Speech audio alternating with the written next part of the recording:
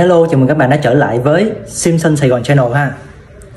Thì ngày hôm nay là cuối tuần, cho nên là sẵn một buổi sáng đẹp trời, cho nên mình quyết định là sẽ đến thăm một người chú ở Tân Bình, Sài Gòn luôn. Thì đây là một người mà đã chơi Simpson lâu năm ở Sài Gòn rồi các bạn. Ok, vậy chú đó là ai? Bắt đầu thôi.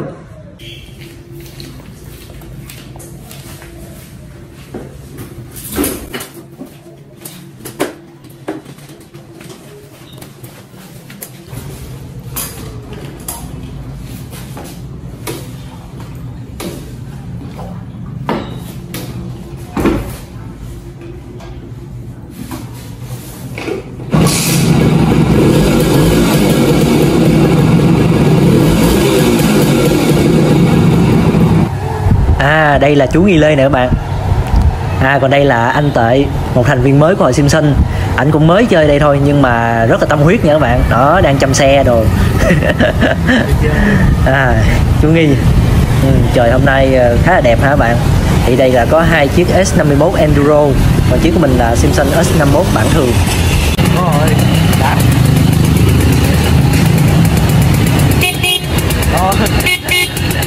Đó, cái tem. Đó.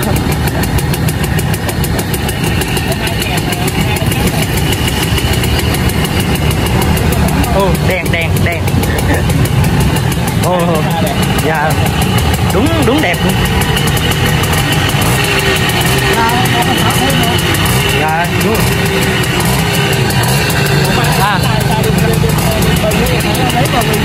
Đấy vào mình luôn, dạ, cho nên khỏe luôn giờ. Đúng rồi. Dạ. Đã thì.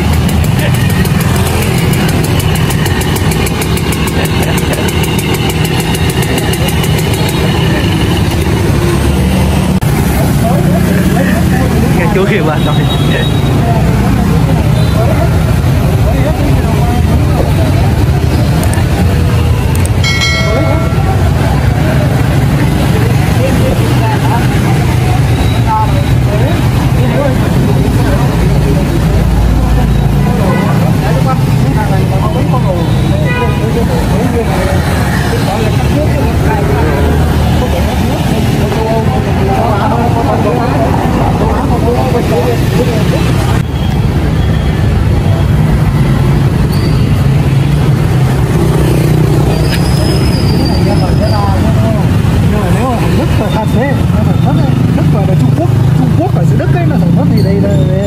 Đường mép nó nhỏ hơn đúng không?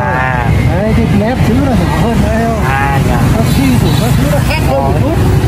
Còn nếu mà Trung Quốc ở đây thì là kilo nó rất là dày. Đúng rồi. Cái này của mày thì không phải Trung Quốc, cái này là Việt Nam. Dạ, còn của con là Trung Quốc thiệt rồi. Con là Trung Quốc thiệt. Nó không gì luôn đúng không? Dạ. Đây là chả có chữ. Chả có chữ luôn, dạ. Dạ.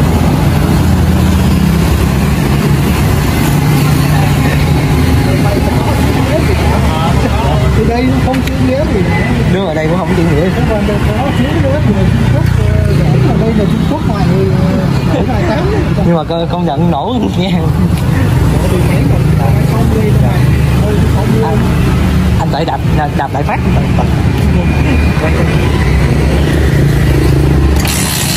Đó.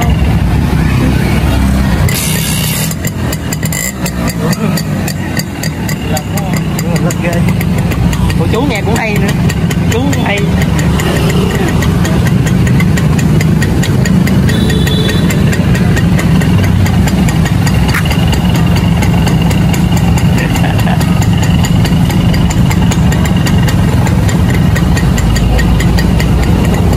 Chú Nghi đạp chút con quay luôn.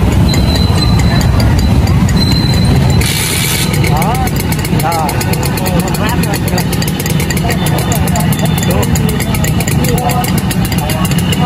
Quá đã luôn. Xe em giờ đạp chắc không nổ đâu. Anh thử đạp. Đây. Rồi anh đạp chắc phải nổ. Đúng rồi, nổ.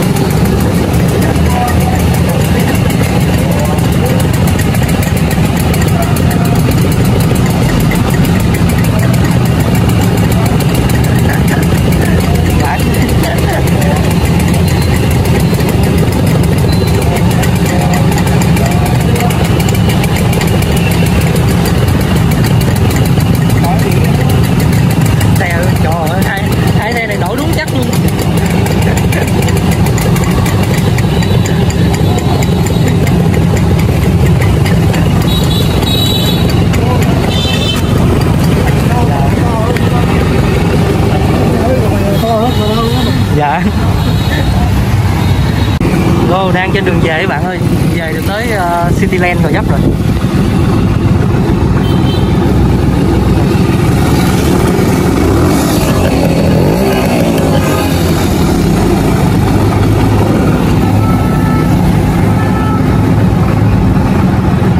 Nắng quá, chung là gặp các chú cũng rất là vui vẻ các bạn. Ok thôi giờ mình chạy về nhà luôn.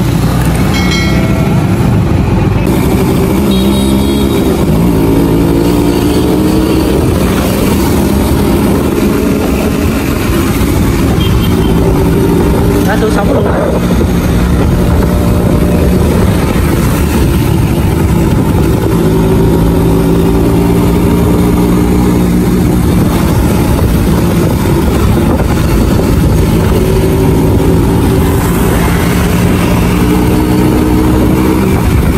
Ok, mình về tới nhà rồi các bạn.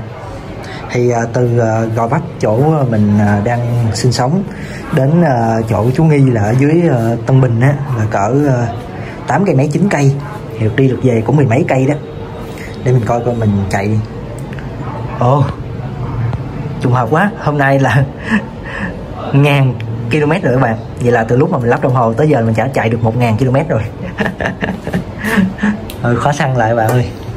Ok, thì để xem xong khoảng đường dài như vậy thì cái buri mình nó màu gì ha. Ok, giờ mình mở ra cho bạn xem ha. Ok, để xem buri sau một chuyến đi dài nó như thế nào ha các bạn. Ui trời ơi, nóng quá.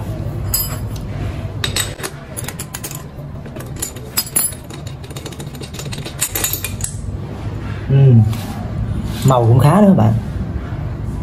Xem rồi, bạn thấy rõ không? Để mình lấy nét cho bạn xem. Ok, khói bốc lên luôn kìa các bạn, quá nóng rồi. Ok, màu vậy là được rồi. Rồi, như vậy thì hôm nay mình cũng đã giới thiệu đến các bạn một nhân vật nữa trong hội chơi sim xanh tại Sài Gòn. Đó chính là chú Nghi Lê. Thì chú Nghi là chơi sim xanh cũng lâu rồi các bạn. Chú có rất là nhiều kinh nghiệm về chơi sim xanh, thì mình cũng thích lâu lâu đến thăm chú để nghe chú chia sẻ về dòng xe này. Rồi thì là mình xin kết thúc video ngày hôm nay tại đây. Mình rất cảm ơn các bạn đã đồng hành với mình trong suốt thời gian qua, và mình cũng hy vọng các bạn sẽ tiếp tục subscribe và follow kênh của mình để mình có thêm nhiều động lực ra thêm nhiều video mới hay hơn nữa. Ok, hẹn gặp lại bạn ở video tiếp theo.